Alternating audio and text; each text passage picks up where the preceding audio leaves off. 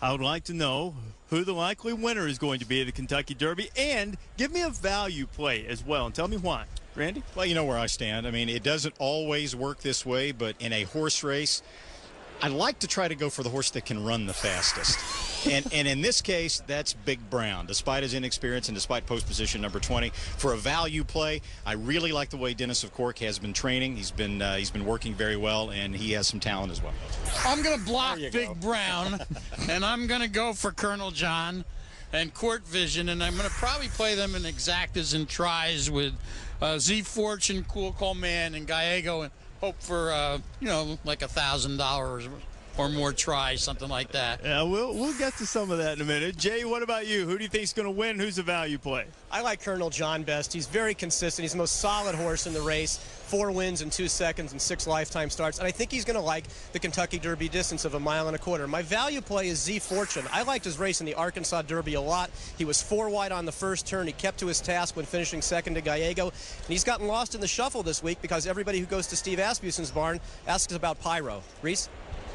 All right, Jay. Hank, I don't want to put any pressure on you or anything, but when you unveil your trifecta strategy, I would like something Giacomo-esque, if you will. 2005, that try paid $133,134, give or take 80 cents. So what do you think? You know what? When you have 3 horses 6-1 or better, and the rest of the field 15-1 or more, it doesn't matter whether you play exactas, tries, supers. Oh, well, if you hit the super high 5, you're going to go home with everything. But you're going to car too. You're going to make a nice score here because the betting is going to be very balanced. So whatever you decide on, you're going to do fine. But I'm going to wheel exactas and probably tries. All right, the super high 5 to which Hank referred. If you pick the top 5 finishers in the Derby, you get a giant jackpot. If you're the only one to do it, you get a brand new car. It's a Mercedes too. So Janine, other than watching out for how you can drive away with that car, what are you going to be watching for the next couple of days? I'll tell you, I'll fight all of you guys for the chance to drive away with that car. Well, what I want to see in the next couple of days are happy horses who seem to be enthused about what they're doing and have a good energy level, but aren't edgy or tense. Now, and he was really a good boy, and Graham Motion has spent a lot of time working with this colt on his paddock demeanor. Smooth Air was a horse that did not impress me in the paddock. He was kind of edgy. He was a little bit stirred up, not as relaxed as I'd like.